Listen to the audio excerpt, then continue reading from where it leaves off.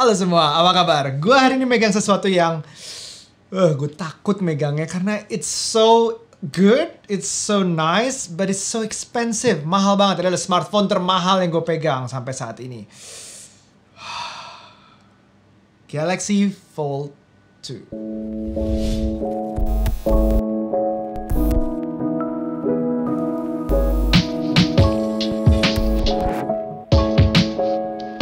Ngomongin Galaxy Fold yang kedua ini emang kayak ngomongin utopia. Jauh utopia. Basically ini gue seneng banget megangnya karena ini dipinjemin selama seminggu. Jadi kalau reviewnya nggak dalam harap dimaklumi karena I don't own it. Gue nggak punya waktu untuk memeriksa lebih lama, nyobain lebih lama. Tapi first impression hari ini akan wow. Jadi kalau bandingin sama Galaxy Fold sebelumnya, it's a major improvement. Maju banget dari sebelumnya. Mau mulai dari pertama layarnya, layar dalam dan luar jauh lebih baik. Pertama dari layar luarnya dia sudah full screen, semuanya kelihatan dari atas sampai bawah tanpa adanya yang kayak sepotong-sepotong seolah-olah ini communicator. Tapi juga ada masih ada punch hole-nya di atas buat kamera selfie yang 10 megapiksel ini. Cuman overall you feel like it's a real phone. It's a decent phone. Bener-bener atas sampai bawah hampir borderless. It's really good. Terus kita buka dalamnya, layar dalamnya juga jauh improve. Tapi sebelum kita ngomongin layar dalam yang memang banyak jeroan lebih baik, secara build juga improve. Dia nggak ada lagi masalah sama hinge-nya. Hinge-nya juga bahkan bagian dalamnya katanya ada brush-nya. Dari segi pembuatannya dia akan mencegah debu-debu masuk. Dan sudah dites ribuan kali. Dan bener gue pegang rasanya itu solid banget. Bahkan kayak lo punya sesuatu yang kayak dibuka tutup. Agak keras pun. Ya gue nggak berani keras-keras banget. Nggak ada drop test ya. Itu juga rasanya solid banget. And it feels like a real phone. Kayak zaman-zamannya kita awal-awal dulu megang communicator dari 9210, 9500. Itu solid banget. Memang sesuai dengan untuk harganya. Harganya kita bahas belakangan karena serem banget. Lalu secara desainnya juga semakin lebih tipis. Jarak antara masih ada bolongan di antara dua layarnya. Kasih menjepit karena mungkin bagian melekuknya dia dikasih ruang untuk tidak benar-benar terlipat nempel banget, tapi kita masih kelihatan, cuman nggak masalah. Dan overall build-nya kalau kita pegang smartphone, bagi gue smartphone lebih panjang, it feels more like a phone. Karena gue lahir dari zaman yang kita megang telepon rumah yang gagangnya itu memang panjang banget, menutupi dari kuping sampai mulut. So it feels like a phone. Memang harusnya phone tuh seperti ini dulu ya, bukan yang lebar banget. Bagi gue ini gue hampir nggak bisa reach Note 20 Ultra gue, tapi overall gue bisa reach Fold 2 ini. Dan kalau kedepannya mungkin lebih tipis lagi, it's even better. Nah, it feels like a real phone. Nah, kita buka ke dalam ya. Everything else is perfect. Tambahannya tombol di sampingnya, jangan lupa juga kalau power buttonnya ini merangkap sebagai fingerprint reader, and it's even better bagi gue daripada on screen ya. Nah sekarang kalau kita buka dalamnya, notch besar banget di samping kanan atas dari Fold 1 gone. Sekarang full layar, cuman ada notch kecil banget, punch hole kecil banget di atas kanan untuk selfie kameranya lagi. Jadi kameranya ada dua untuk selfie ya, yang di depan banget dimana lo nggak mau buka screennya, dan yang di dalam banget. Layarnya ini gede banget dan bentuknya, tapi rasionya, nah ini yang menjadi masalah bagi gue adalah rasionya memang bukan masalah besar, cuman karena tidak populernya smartphone ini, karena mungkin harganya atau satu-satunya menggunakan rasio hampir kotak ini dan rasio yang super panjang depannya. Akibatnya apa? Akibatnya third party apps-nya yang dipertanyakan. Kita nggak usah ngomong Instagram udah pasti ngaco karena Instagram selama ini malas untuk bikin aplikasi khusus tablet atau ukuran tablet, baik itu Android atau iOS. Kita ngomongin yang lain-lain seperti Facebook, seperti banyak banget aplikasi yang third party-nya terasa seperti setengah-setengah dibikin untuk rasio seperti ini. Dan Fold ini harus populer untuk mendapatkan atensi dari banyak developers. Jadi developer harus merasa, buat apa gue bikin rasio yang khusus itu kalau penggunanya nggak segitu banyaknya. Well, it's a chicken and egg kind of game gitu, ngerti gak?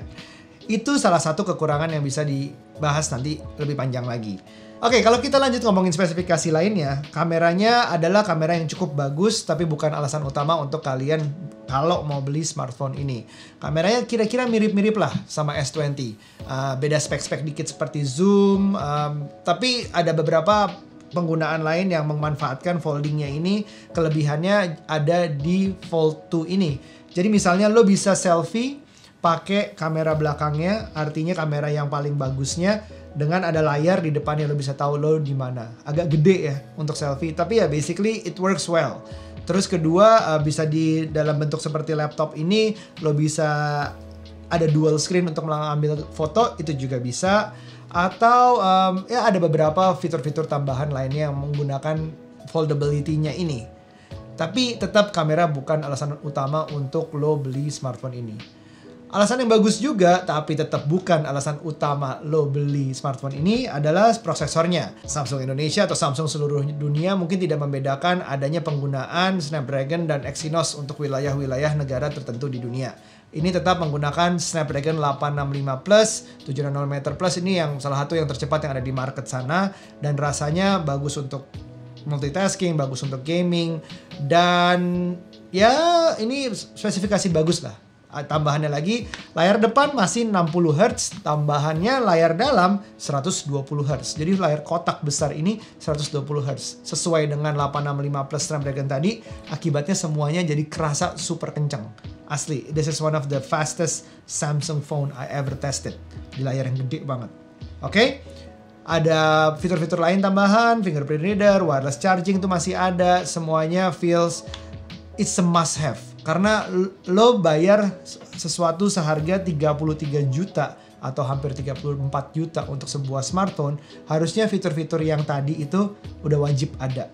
Nah, tapi alasan utama orang beli smartphone ini adalah benar-benar foldability-nya.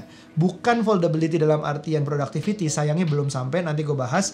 Tapi it's a X factor, jadi lebih ke arah kayak ini adalah yang menarik perhatian lo, ini status lo, ini menunjukkan lo yang pertama, terdepan, terhebat.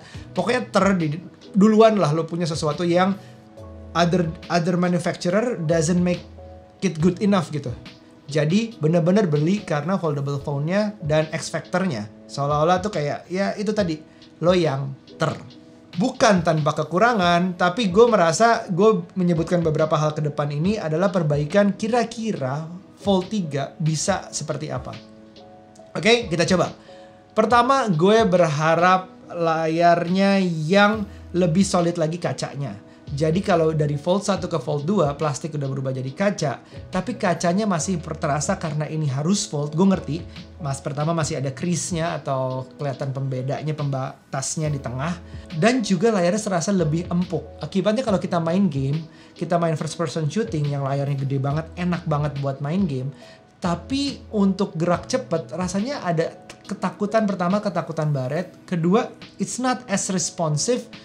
Karena lo kerasa terhambat, layarnya agak empuk. Itu setidaknya yang gue rasakan. Mungkin bisa diperbaiki ke depannya. Kerugian layar foldable ini karena empuk menurut gue juga adalah kemungkinannya untuk ditambahkan stylus atau S Pen.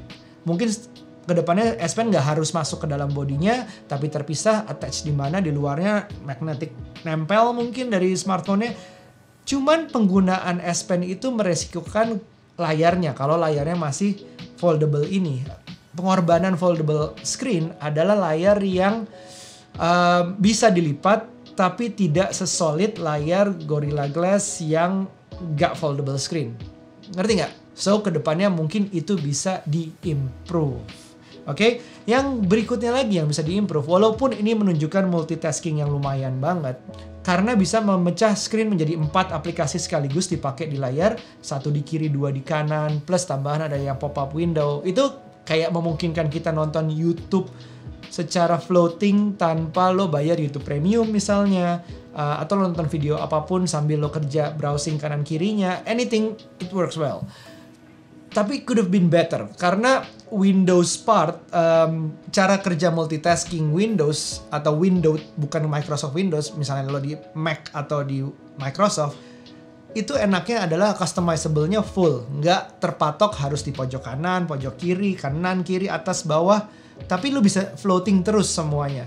Kayaknya almost there. Itu yang kira-kira bisa diperbaiki oleh Samsung untuk ditingkatkan ya, bukan diperbaiki, ditingkatkan oleh Samsung untuk di Fold 3.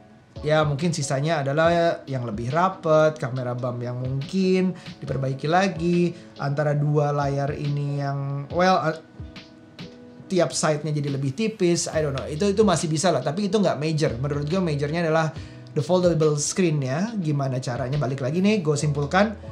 Pertama adalah foldable screen-nya, gimana lebih solid lagi, tapi masih foldable. Kedua adalah multitasking-nya, gimana memanfaatkan multitasking mungkin dengan S Pen atau mungkin dengan full floating windows.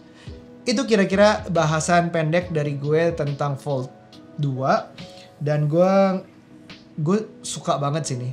Ini kayak the X factor, the form factor, alasan untuk beli 33-34 juta. Almost justified. Gue masih mikir satu lagi kenapa gue belum beli ini. Life cycle smartphone itu cepet banget. Gue beli ini, Fold 3 is coming less than a year from now. Sampai ketemu di berikutnya. Bye now, be nice. Panjang? Nggak kan?